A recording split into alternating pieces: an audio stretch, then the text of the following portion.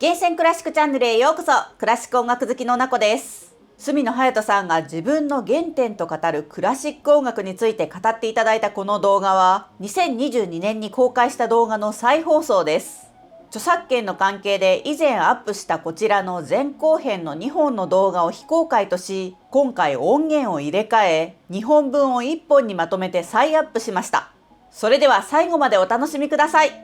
ろしくお願いします。よろしくお願いします。早速ですけど、角野さんの思い出に残っているクラシック曲って何かありますか？7歳ぐらいの時かな。角野隼人です。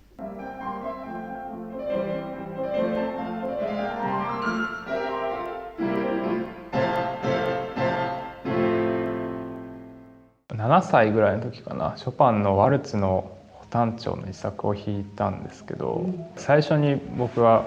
ショパンを好きになったきっかけの曲だったと思いますね。一番最初にクラシックで好きになった作曲家っていうとショパンなんですか？もう覚えてないんですけど、その頃何を弾いたかなんて、まあいろいろある中で弾いててすごく楽しいなとか、すごくこう入り込める、なんか自分の知らない世界がそこにあるような、そんな気がしたのが、それはショパンのワルツ補単調遺作で、本番の時なんですよ。そういうのを感じるのって、なんかどういうわけか、僕は本番人前で弾くっていうのがすごく好きで、なんか当時は緊張も何もしない、中学校ぐらいから緊張するようになってきたんですけど、人前で弾くの当時はなんかすごい本当に楽しくて、あと小4の時にショパンのスケルツォ1番って弾いたんですけど、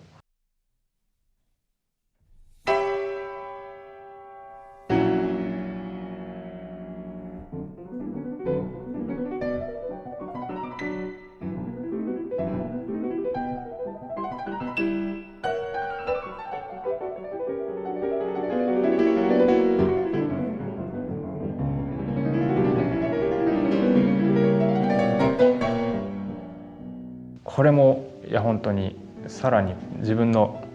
未知の世界がその中にあって、こんな劇場のショパンがこう激しく心揺らいでいるもの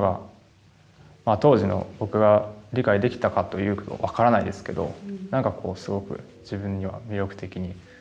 映った。ガーシュウィンとかちょっと現代とか20世紀に入ってからの作曲家の方がお好きなのかなって勝手に思ってました。知らなかっただけですね。ガーシュウィンに初めて出会ったのは中1の頃かな。そうですか。その後ちょっとしてなんか小曽根真さんが「ラプソディ・イン・ブルー」を弾いてるのに出会って、でなんか中1の時に弾いたんですけど、自分で弾いてみたんですけど、ジャズなんてやったことないのに、自分でそんなにこう楽しかったけど、そこまでショパンの時ほど楽しくはなかった。わかんない、これは分かんないですけど、なんかあんま記憶にないんですよ。でも小曽根さんの「ラプソディ・ブルー」を初めて聞いた時の衝撃はマジで覚えてて、中1の自分はラプソディ・ブルーの魅力を出せなかったんですよ。多分出せなかったし、何個か多分音源は聞いたけど気づけなかった。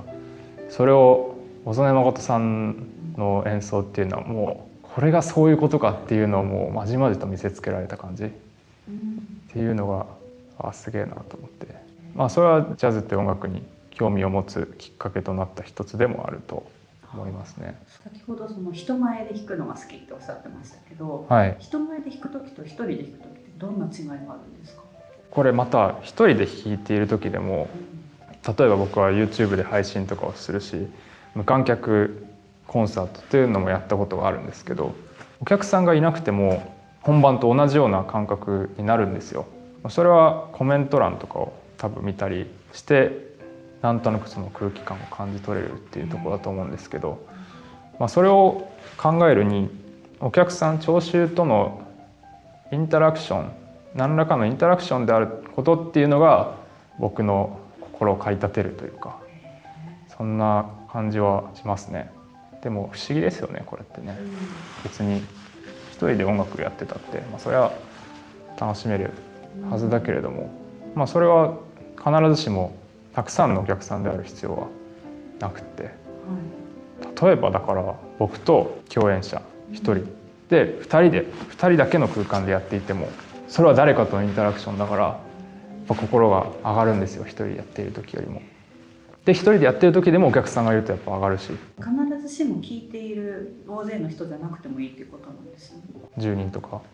30人とかでもそれは楽しい。この間の5000人いかがでしたか5000人はけど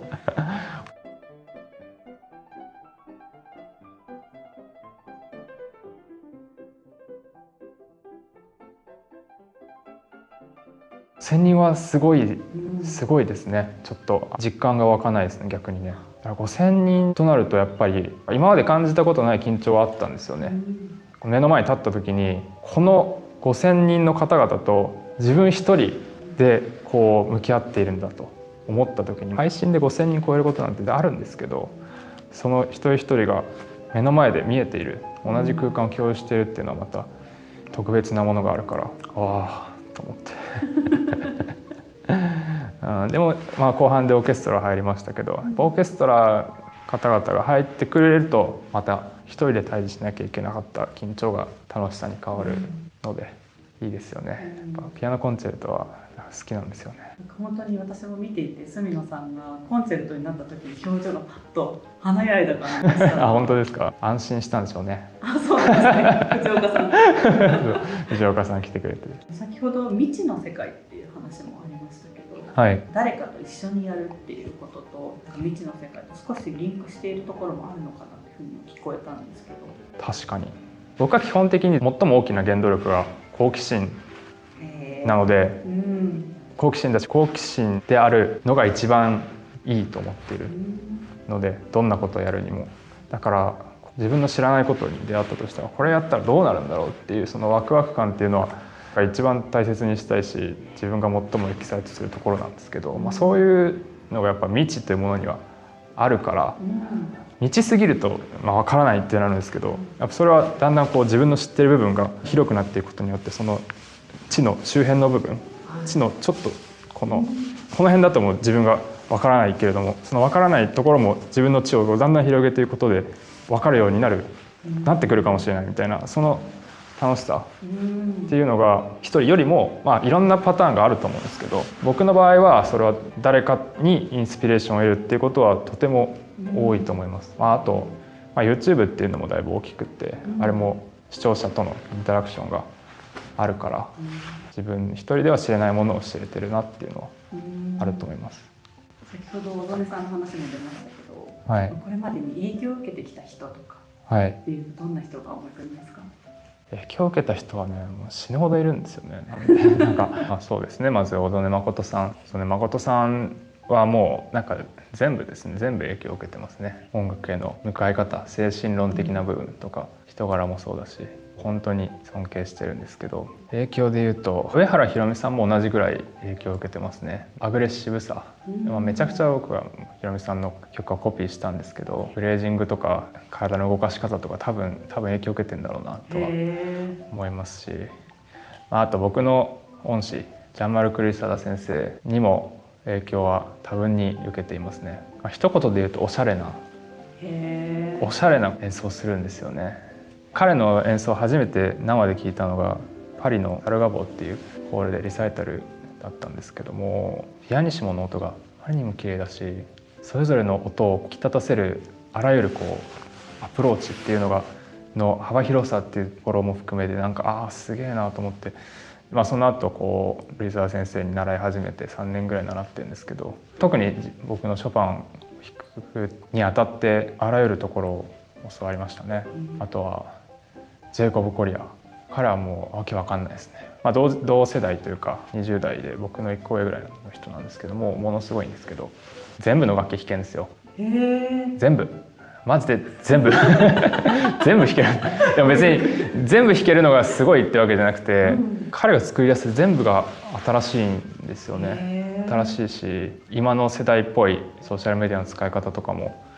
僕は結構参考にさせてもらってるんですけど、そういう部分でも影響はすごく受けているな。あとは誰でしょうね、坂本龍一さん。これは影響という以上に憧れが強いかもしれないですけど、クラシックで育ってきてるんですけれども、僕と同じぐらいの年の時に YMO っていうのを結成して、ポップスの世界に出会って、ポップスの世界にいる人たちの音楽性がクラシックでちゃんと理論を学んできた人と同じぐらい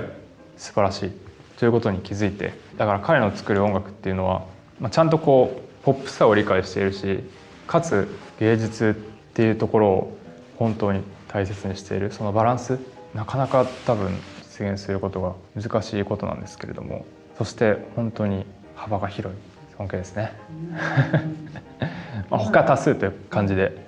はい、主に日本人を挙げさせていただきましたが、今挙げられた方々それぞれでも違うポイントで挙げられてますね。ああ、確かに確かいろんな人から全方的に学ばれてるのかなという感じがします。に、学べてたらいいですけど今影響を受けた人についてお話しいただきましたけれども、はい、角野さんの人生に影響を与えた曲でいうとクラシック曲って何がつきますか？これはパーソナルな部分ですけど、ラフマニノフのピアノコンチェルト2番っていうのは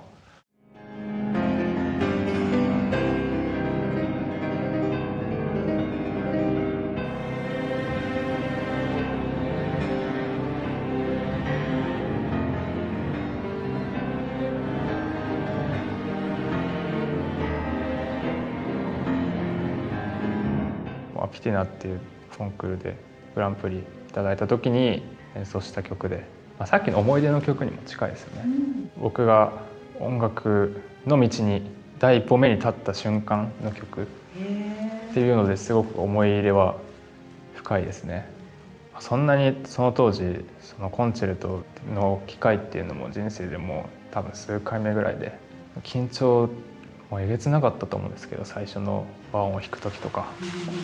その本当に覚えてるんだけど、もうオケが入った瞬間もそんなことは全て忘れて、それもこれもさっきの話につながるかもしれないけど、もうとにかく楽しいんですよね。中に入り込んでいける感じ、影響っていうか思い入れがある曲か、これは。切り替わるトリガーみたいなのが誰かと一緒にみたいなところがあるんですか？言ってしまえばもう社会で生きている中で一人というのはありえないですから、誰かと一緒に常にいるわけですけど、それでいうとガーシュウィンの「ラプソディ・イン・ブルー」の曲の存在は僕にとってとてもありがたいですね。ありがたいという表現が正しいような気がするんだけど、小曽根さんもそうやっている通り、すごくこうカデンツァって自由度が高いで、自分がこうやってきた活動っていうのが、いろんな部分っていうのが「ラプソディ・イン・ブルー」という曲において表現できるんですよね。なので将来ああいう曲を自分でも作れたらいいだろうな、楽しいだろうなとも思うんですけど、彼がガーシュウィンの人生とかも含めて影響というか一つの在り方を与えてくれたというか、という点では影響を受けてるかもしれないですね。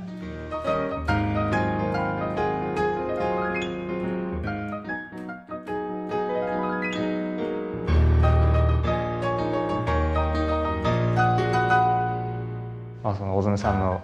演奏を聴いたり、自分で何度も弾いてみたわけですけど、ラプソディ・イン・ブルーという曲に影響を受けたというよりは、ラプソディ・イン・ブルーという曲に育てられたというのかな。あとは作編曲のスタイルでいうと、ショパンの存在は結構大きい。ショパンリストの存在はだいぶ大きいですね。手にはまって演奏効果が高いようにできてるんで、特にエチュードとか、エチュード僕そんなにやってないですけど、あれをやっておくといろんなことに応用が効いたりするとか、転調の仕方とか、幻想ポロネーズなんて何回転調するか分かんないですけど、それぞれで違う転調をしていて、だから曲一つ取ってみても一体何パターンの転調パターンをこう習得できるんだと、そんなような凄さが。リストソナタとかもそうですけど、ロマンは大体そういう曲が多いですけどね。先ほど知っている領域を少しずつ広げていくって話もありましたけど、そういう意味で今後チャレンジしたいクラシック曲って何かありますか？ラベルですか？ラベルとバルトークとかもやりたいんですよね。ビートがある音楽が好きなので、そういう表現が生きる曲っていうのは結構プロコフィエフとかもやりたいなとは思ってて、ラベルのピアノコンチェルトを今度やらせていただくんですけど、そうなんですね。それこそ藤岡幸男マエストロとですよ。そうですか。東京シティフィル。あれもう月とかですか？ 5月ですね。あ、そうですか。はい、なんかとにかく僕はその今後挑戦したい曲、やってみたい曲、自分ができるとしたらなんだろうなっていう視点で結構、考えた時に、ラヴェルのねコンチェルトとか、ラヴェルも同時代のジャズとかブルースとかから逆輸入的に影響を受けていて、それはすごく自分にとって面白いなと思うので、同じくらいの時代の作曲家っていうのはそれまでの西洋音楽の流れとは違うその東洋の音楽がドビュッシーに来たりとか、なんかいろんなこう面白い流れがあって、そういうところを今後はもっとできたらなと思うし、あとこれ藤川さんもよく言ってますけど、てかエッセイに書いてあったんですけど、もう本当にそうだなと思うのが、僕たちはクラシック音楽に生かされてるんですよね。なのでそれをこう次の時代にどう還元というか投げていけるか考えた時に、同時代、今の時代だからこそとか、今の時代にある音楽を演奏するっていうのはすごく価値があることだと思ってて、それは100年ぐらい前から徐々に少なくなってきたわけですけれども、クラシック界では今度トーマス・アデスっていう作曲家のピアノコンチェルトをやるんですけど、それもこう、現代音楽と言われるんでしょうけど、その現代音楽の中でもキャッチーさがあって、もちろんクラシックのベースなんですけれども、いろんなこうエッセンスが聞こえてくる、ジャズ、もしかしたらプログレみたいなものもっていう、そういうものをなんかこうやれるのはすごい意味があるなと思ってて、だからそういうのはどんどんカプースチンとかもね、大好きです。プースチンはもう日本でめちゃくちゃな人気ですけども、あれも本当に意外と今までなかったですよね、ああいうのって。なんかこうジャズの語法を完全に書き譜にすることによって芸術性を高めるっていうアプローチ、それは人気出ますよねって感じですけど、本当に面白いし、あれもね譜読みむずいんですけどね、時間かかるんだけど時間かかるし、本番で弾くのめっちゃ怖いんだけど。私のもし隅野さんにデートさせていただくのがカプースチンかなと思ってます。ありがとうございます。今までお聞きした部分とかなり重なるんですけど。大丈夫です。7倍カットしていただく予定なんで隅野さんの注目しているアーティスト、好きなアーティストっていうのは。かぶるなかぶるしむずむずすぎる。もうこういうのね、もうピコ太郎とか。そうなんですか。いやちょっと冗談というのも失礼だけど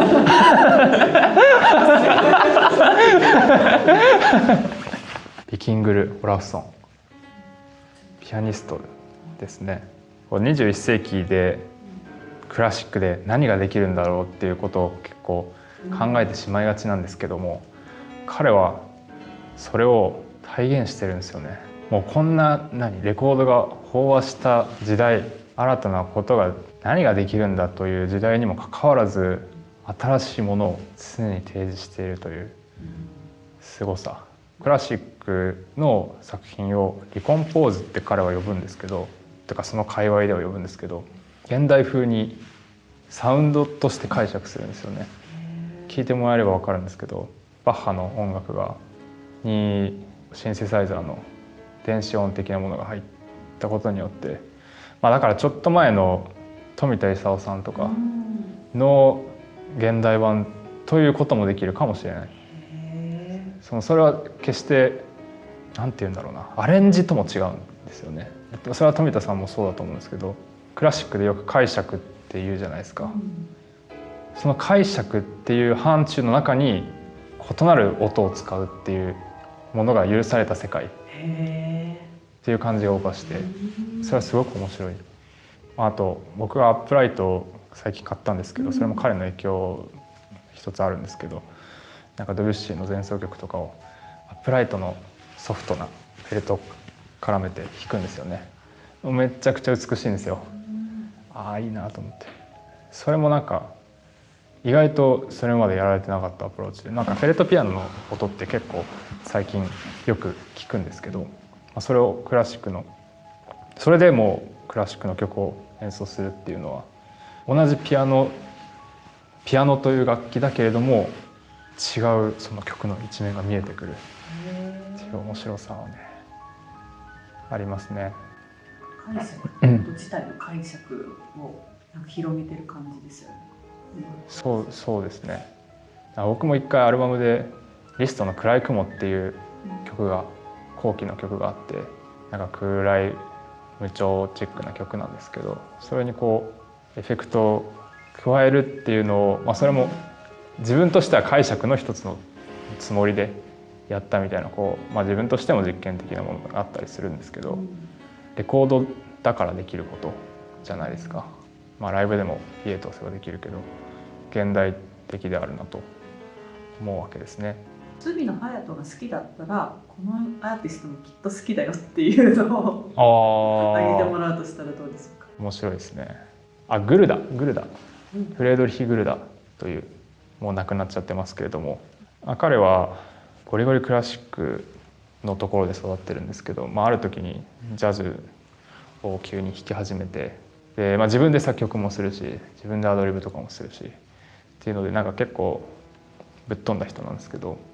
なんか面白くて、まずモーツァルトが大好きなんですよ、グルダは。で、彼の弾くモーツァルトっていうのは本当にこれがきっとモーツァルト自身が弾いてるんだろうなっていう、弾いてた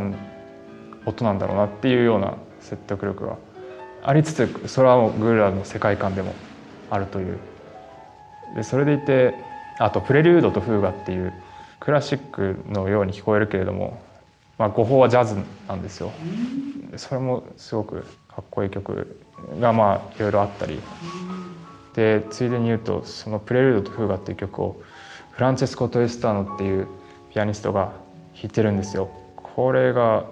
僕は大好きで、フランチェスコ・トリスターノっていう人は僕は大好きなんですけど、バッハと現代音楽しか弾かない人なんですよ。面白い。なんか極端で、テクノミュージックとかにも影響を受けていて、なんかそういうシンセとかも扱ったりするっていうような、なんか面白い人で、最近だとアーリーミュージックとか言って、バッハ以前の音楽と自分のコンポジションを織り交ぜたアルバムを出してましたね。モーツァルトの話はまさにショパンコンクールの角野さんみたいですね。恐縮ですちょっとあんま文脈関係ないんですけど、ドビュッシーのね「パスピエ」っていう曲があるじゃないですか。あれをチップチューン、ファミコンのサウンドで表現してる人がいるんですけど、めちゃくちゃ合うんですよ。合いますね。ちょっと待って、見つけらんねえ。結構音の数も少ないですもんね。そう、チップチューンって最大3音までしか使えないみたいな特徴があるから、多分これ本編流せないですけど、うわ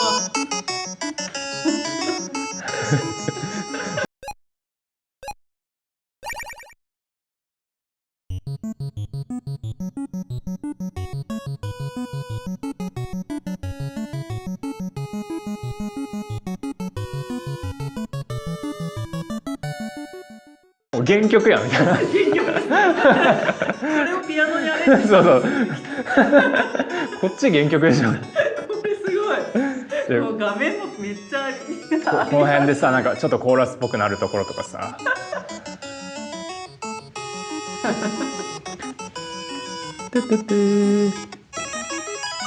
もうこれですね。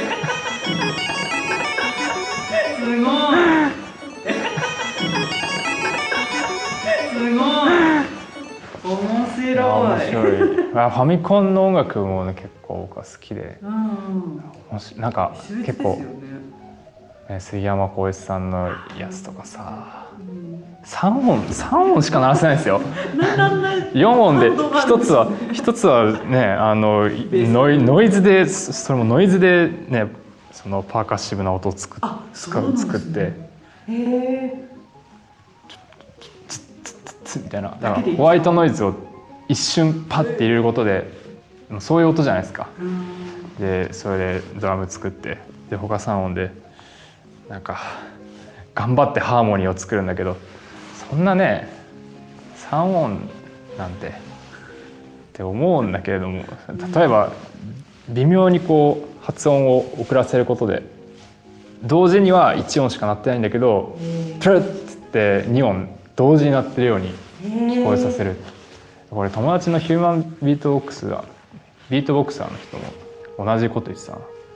なんか同時に2音までしか鼻と口からしか出せないから同時発音数は2音なんだけど、瞬間的にドラってやることで2音より多く発音してるように聞こえるみたいな。うわ、ファミコン的だと思ったんだけどすごい。そうなんだ。まあそれはちょっと脱線しましたね。何の話だっけでも面白いですね。制限がある中でそういうふうにしていくわけですよね。そうですね。すごい。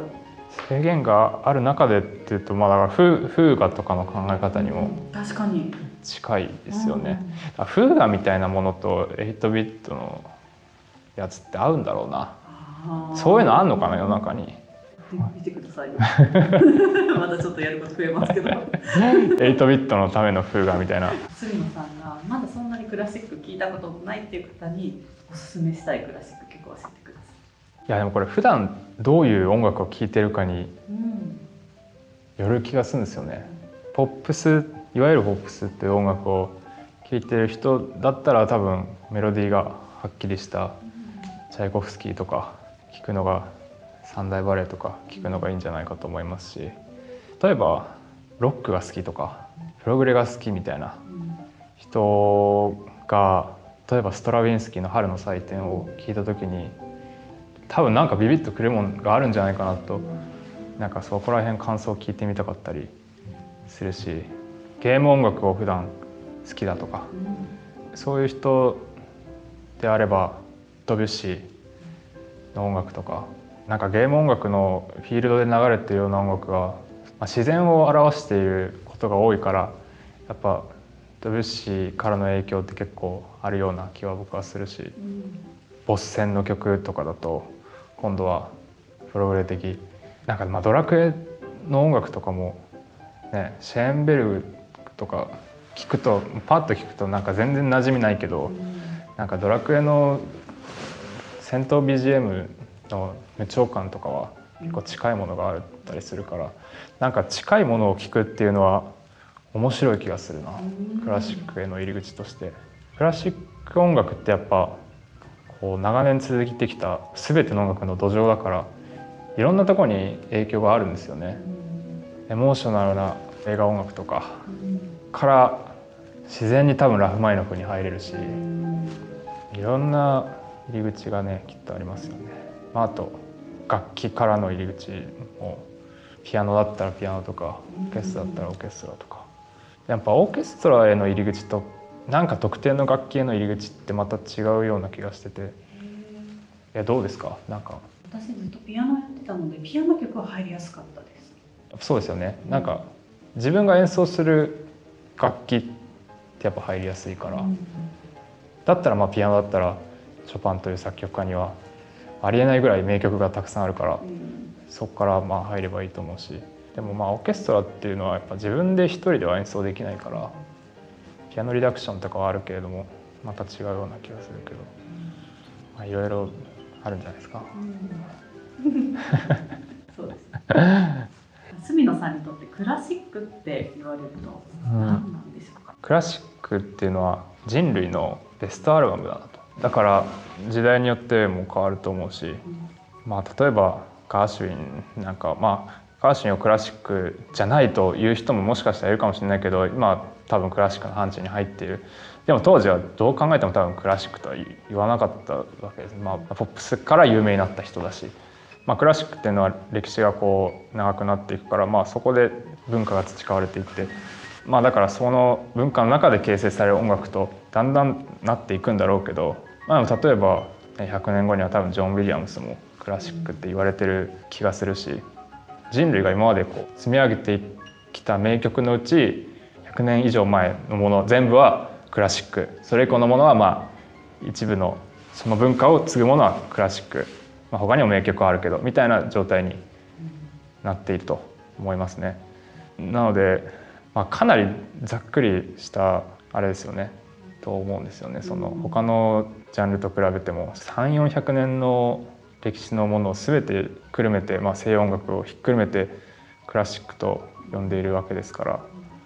ら、これは本当にいろんなこう方向性が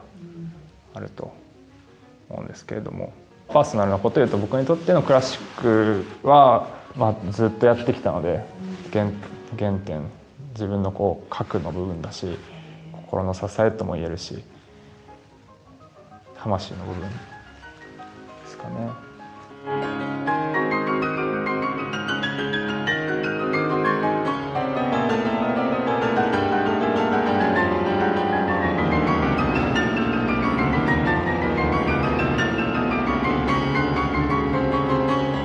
ラシックっていう枠組みにとらわれずいろいろ活動されてると思うんですけども、その中でクラシックに対する印象とか変わったことってありますか？特にここ2年とかはすごくそういうことについて考えるんですけれども、さっきも言った通りクラシックとただ言うだけの中にもとてもたくさんの方向性の音楽があって、その気持ちの持っていき方も絶対違うわけですね。明らかにガーシュウィンとか、例えばリストのハンガリー教師曲のようなものを弾く時とシューベルトのソナタを弾く時ではもう何もかもが違うと思うんですけど、なんかこうクラシックという枠の中になっていると。でもそのクラシックっていうものは言葉が強すぎることによってクラシックたるもの法というものは歴史が長くなっていけばなるほど、そうなると思うんですけど、やっぱ増えていきますよね。それをクラシックと含めてしまえばそうなんだろうけども、そこはグラデーションになっているわけであって、やっぱ21世紀をどうしたらクラシックとともにこう生きていけるだろうと思うと、今のジャンルとかとの関わりがどういうふうになっているのかっていうところに僕はすごく興味を持ちますね。じゃあなんでそれを考えるようになったかって、僕はもう絶望したんですよ。クラシックに、一応こう3年前優勝してクラシックピアニストっていう道が開けた時に、いやもう別にショパンなんて積めるもん聴けばよくねみたいな、アルゲレッチ聴いてればよくねなんで俺が演奏しなきゃいけないのそんなこと思ったんですか？名盤もう何百個あるみたいなだし、もう一周してるし、レコード黎明期だったらいいですよ。まだ録音されてない曲をやるとか、それで新しいものが出て、すごいそういう盛り上がりっていうのは、カラヤンの時代とかすごいあったと思うんですけど、それも一周して今は、廃れは絶対しないけど、流行りもしない。クラシック以外の部分は全員やっぱ新たなものを作ってるわけじゃないですか。でもちろんクラシックも新たなものを作ってるといえば作っているけれども、その志というのは作曲者の意図を再現することっていう、その後ろの方向を向いているから、ここの折り合いをどうつけていこうっていうのを、考えていたんですよね。新しいっていうのはこれはもう簡単なことじゃなくて、なんで多分こういうこと言うかというと、僕はもともと研究の世界にいて、研究ってどこに価値があるかって、何か新しいものを生み出した時に唯一価値があるんですよ。唯一ではない、サーベイとかもあるけど一部あるんですけれども、ほとんどの場合は何か新しいものを提示しなきゃいけない。かつそれが新しいということを示すために既存の世の中に何があったのか、何がなされてきたのかっていうのを調べ尽くされた上で、そして自分は何をしましたっていうことをやる、そういう世界にいたので、余計にそういうことを思うんですよね。でもクラシックを伝達する人っていうのはめちゃくちゃ強いて学問の世界に置き換えるならば、先生的な役割、先人の知恵を伝える役割、これめちゃくちゃ重要じゃないですか。そういう人がいなくなったらもうまた人類一から再スタートっていうことになっちゃうわけですから、クラシックも同じようなところはありますよね。やっぱ人類が何百年かけて積み上げてきたもう芸術の宝庫であるわけなので、そしてそれが特に生で演奏されるということに重きが置かれてきたということは、それが演奏できる人がいなくなってしまったら、それはもう積み上げてきたものがなくなってしまうという怖さがあるから、めちゃくちゃその伝承するっていうことは大事なんだけれども、やっぱその研究からの背景とか、いろんなクラシック以外のアーティスト、かっこいいアーティストを見ていて、で自分の憧れとかいろんなものを考えるときに、やっぱ好奇心とかいろいろ含めた時に自分は新しいことを何かやりたくなると、それはとっても難しいことだと分かってるんですけど。でも私国際フォーラムのコンサート行かせていただいて新しいクラシックだなと思いましたよ。ありがとうございます。どういうコンセプトとか、どんな思いでコンサートを作り上げていかれたんですか？そこに見に来てくださった1000人の方をどうしたら満足して帰ってもらえるだろうっていうところから、いろんなアイデアを考えるわけですけど、国際フォーラムってでかすぎるんですよ、クラシックを弾くには。だからオーケストラと一緒にできたらいいなっていうのでかつコンチェルト・イン・ F というガーシュウィンのあんま知られてない曲を皆さんに知ってほしいと思って入れたっていうところと、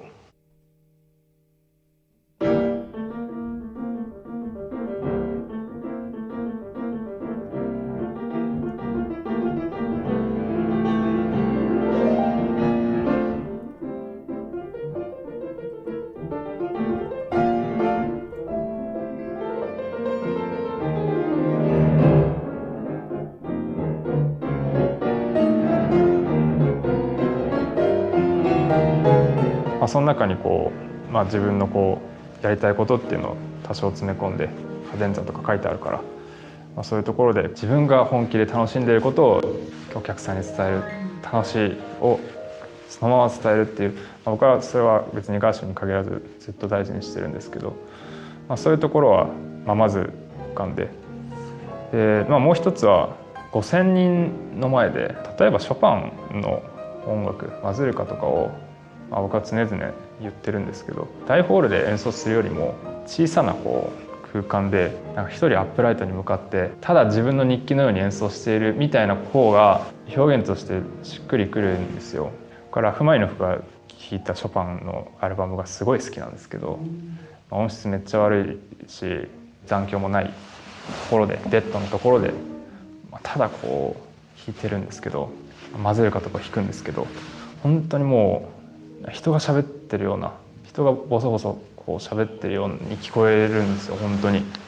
当に美しくて、そういうことが大ホールではできないけどフォーラムで PA というものを使えばできるかもしれないと。だから PA を使うということでそこで生音ではなくなるわけだけど、でも逆にそのアップライトの柔らかいサウンドっていうのをそれを引き換えに手に入れることができるっていう、これは5000人の前でこそできることかもなと思ってやりましたね。アップライト本当良かったです映像の見せ方もそうですし、音楽を楽しむっていうことの幅というか、楽しむポイントみたいなのがすごい多かったコンサートだなって思いました。ありがとうございます。目でも楽しいですし、感覚、雰囲気、その会場の雰囲気もすっごい楽しかったです。大猫のワルツも可愛かったですよ。ありがとうございます。すごいいいですよね。本当に盛りだくさんなコンサートだったなって思います。結果的にそうなりましたね。盛り込んじゃいましたね。カティさんのコンサートになってクラシック聴こうと思いましたっていうツイートとかもあって、いろんな人の身近にクラシック音楽があるみたいな、作れたらいいなと思ってるんですけれども、そこについて角野さんが持っていらっしゃるアイディアとかがあったら、ぜひご協力いただきたいなと思ってます。常々僕が思っているのが、身近にすれば人は興味を持つんだろうかっていう、もちろん一つの要素だとは思うんですけど、例えばお金を払ってやっぱ見に行くわけじゃないですか。何かやっぱすごいもの見たとか感動するもの見たとか分かんないけど、身近ではないと思うんですよね。それは例えば映画を見に行く時に、別に日常の切り取りの動画を見に行くわけじゃないじゃないですか。非日常をそこで味わいに行くというか、それはどんな芸術エンターテインメントの形態でも同じだと思うんですけど、人は時間を使ってそこに行く、あるいはコンテンツをスマホか何かで時間を使って見る、聞くということである限り、だから僕は身近かどうかというのは一つのキーワードだとは思うんですけど、それ以上に面白いかどうか、音楽的に面白いと自分自身が思えるかどうか、あとはそれをできるだけかっこよく見せたいなとは思ってて、そうすることで繰り返していくことで、分かんないけど分かんないけど多分分かったら面白いんだろうなっていう信頼を勝ち得たら勝ちですよねって僕は信じてやってるんですよ。だからまだそういう点で言うと僕はお客さんを信じてるっていうのかな。なんかどうせ分かってくれないから敷居を下げるとか身近にするとかでもないし、でもいきなりこう複雑な単純でないものをこう提示してもそれは難しいで終わられてしまうかもしれない。でもそこはまあ信頼関係だと思うんですけど、お客さんとの、子供から大人までクラシックを聴く人からあまり聴かないであろう人まで、全ての人のニーズを満たすことはもちろん難しいけれども、いろんな要素を考えた上で提示するっていうのはなんか大事だなと思って、それはなんかいつもやってますね。その結果多分面白いから理解しようと思ってほしいっていう、そうするとやっぱみんな知ろうとしてくれるじゃないですか。なんかその知ろうとするっていうモチベーションがいいなと思ってて、なんかそのサイクルができたらもうそれがもう自然に回っていくというか、なんかそういうのを目指してますね、僕はね。今は多分カティンさんのチャンネルって何のチャンネルを登録してるかって非公開になってると思うんですけど、はい、昔多分公開されてて、はい、私通知来たんですよ、カティンさんが登録してくれてるそう、なんか最近は非公開にしちゃいましたね、恥ずかしくなって。そうなんですね別に恥ずかしいチャンネルを登録してるわけではないんですけど、なんか恥ずかしいな。いやでも登録させていただいたので、いや本当面白いなと思って。どんぐらいでしたっけ？いやもうね1年目とかですね、まだ1年経ってない時から見つけてくださって登録してくださってます。そうだ、まだ引っ越す前だから1年以上前ですね、絶対ね。なこさんの厳選クラシックチャンネルを初めて知って、でしかもそれがもうめちゃくちゃちゃんと面白く丁寧になんか解説されていて、面白いなと思って、チャンネル登録する時って次の動画が見たい時じゃないですか。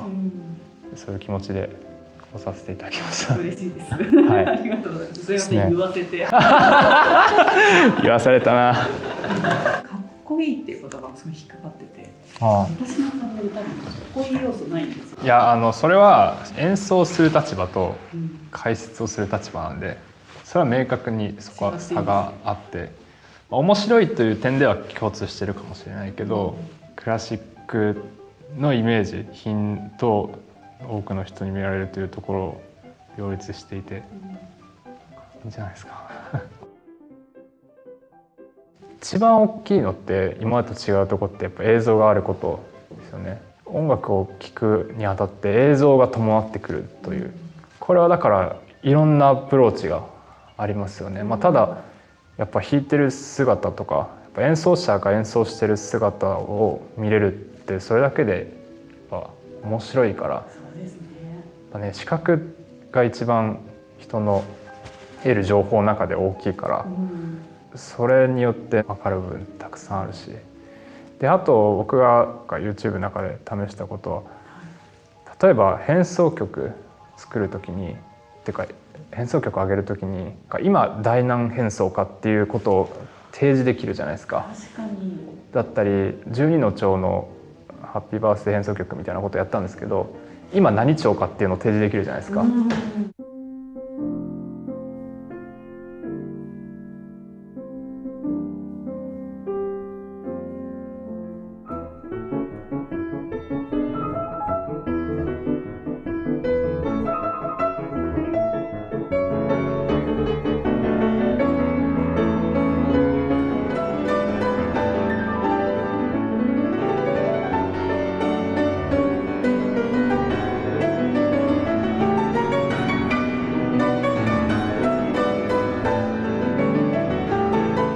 そういうその補足的な情報をリアルタイムで提示できるっていうのは YouTube のいいところですよね。コンサートでもやりにくいし、クリップでやる人もいるかもしれないけど、なんかそんなあれだし、音だけではそれはできないと。それがあることによってなんか全体の構成が分かりやすくなるじゃないですか。それはすごい一つのアプローチだなと思ったりしてるし、あとは何か曲を演奏するときに僕はですけど、どういう照明で昼にやるのか夜にやるのか、照明どうするのかとか、どういう色味にするかとかで世界観その世界観を作るっていうところもやっぱ視覚からの情報って重要だから、今までだったら例えばアルバムのジャケットの1枚絵プラス中のライナーノーツとかもあるかもしれないけどだけだったのが映像として伴ってくるっていうのはだいぶ大きいことだと思いますね。編集ちょっと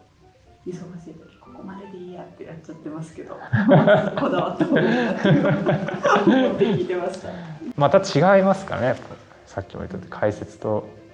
演奏というか作品っていうのは。解説はやっぱ飽きさせないことがすごい大事ですね。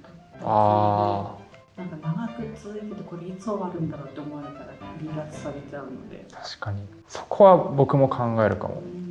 自分で編曲をするときにここ上調だから離脱されるかもなとか、最後10秒いらねえなとか、そういうことは考えますね。だってコンサートとは違いますよね。一回席に着いたら基本終わるまで。そうなんですよ。だからコンサートはそういう意味では楽というか、作り方がやっぱ多少変わってくるっていうところはあって、でもその離脱を気にするというか離脱できちゃうっていうのって難しいですよね。この時代の難しいところの一つであって、今 TikTok とかショーツとかショート化の波がもうすごい。これはもうどういうことだと思う。クラシックって基本長いじゃないですか。なぜ長いかというと、コンサート2時間のコンサートのために作られているから、基本的にやっぱ YouTube で3分見るために本来作られていないわけですから、難しい時代になったなとは思いますけど、でもその中でも見せられる方法はあるし、やっぱ何十分の動画があるわけですから、それをいかに魅力的に伝えるかっていうのはショートの波が押し寄せてきた今だからこそより考えないといけないということになってきますよね。難しいか。なんかよくやってるのはあれですよね。ショートで短く解説して本動画に誘導するっていうやつやってもいいなと思ったりするけど。ありがとうございます。どれかを実行に移そうと思います。最後に演奏をお聞きしたいのですが、何か弾いていただけますか？なんでしょうね。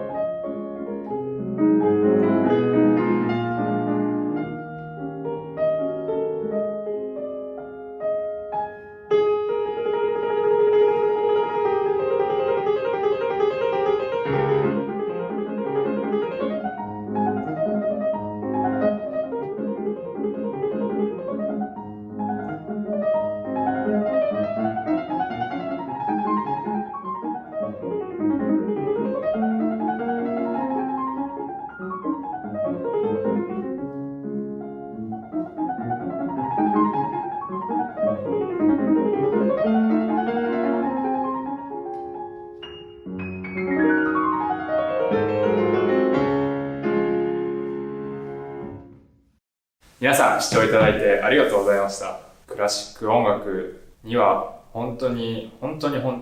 名曲、かっこいい曲がたくさんあって、僕もまだまだきっと知らない曲がたくさんあると思ってるんで、一緒に未知の世界を皆さんと一緒に切り開けていけたらいいなと、そういう気持ちです。これからも一緒にクラシック音楽を楽しみましょう。ありがとうございました。住野さんの今後のコンサート情報は概要欄のリンクからアクセスができます。ぜひ気になる方はチェックしてみてください。さて今日の動画はいかがでしたか？お楽しみいただけた方はぜひグッドボタンを押してください。感想はコメントでお待ちしています。ゲーセンクラシックチャンネルではクラシックをもっと身近にをモットーに毎週金曜日の夜8時クラシック音楽を楽しむ入り口になるような動画を配信しています。これまで角野さんをはじめピアニストの小曽根誠さんやアレクサンダー・ガジェブさんなどさまざまな音楽家の方にインタビューをしてきました。概要欄に再生リストも載せていますので気になる動画があればぜひご視聴ください。他にも有名な作曲家の人生と代表作、クラシック音楽の歴史の流れ、コンサートホールの紹介や有名曲の解説など様々な動画を公開しています。クラシックに興味がある、クラシックにもっと詳しくなりたいという方はぜひチャンネル登録をして一緒にクラシック音楽のある生活を楽しみましょう。それではまた次の動画でお会いしましょう。ブラービー。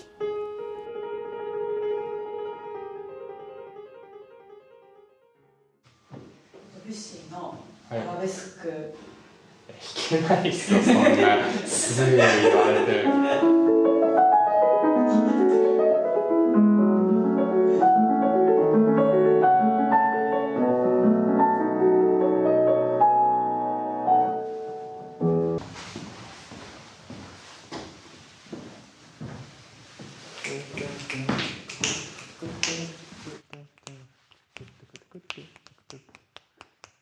配信機材あんだ。